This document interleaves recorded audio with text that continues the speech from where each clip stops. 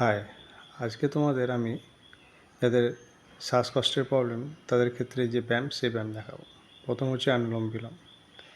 অনুলোম বিলোমে একটা নাকের ছিদ্র দিয়ে শ্বাস প্রশ্বাস নিয়ে আবার সেটাকে ছাড়তে হবে অন্য নাকের ছিদ্র দিয়ে। আবার সেই নাকের ছিদ্র দিয়েই নিঃশ্বাস নিয়ে আবার অন্য নাকের ছিদ্র দিয়ে ছাড়তে হবে। যেরকমভাবে আমি করছি, আমাকে ফলো করলেই বুঝতে পারবে কীভাবে করছি।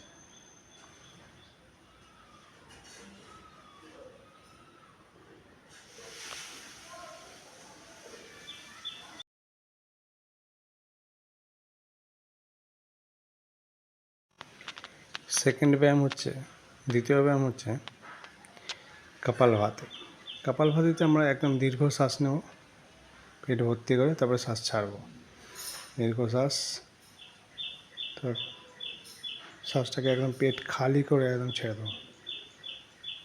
যেরকমভাবে আমি করছি, এটাকে যদি রিপিট করা হয় বারবার, তখন এরম লাগবে অনেকটা।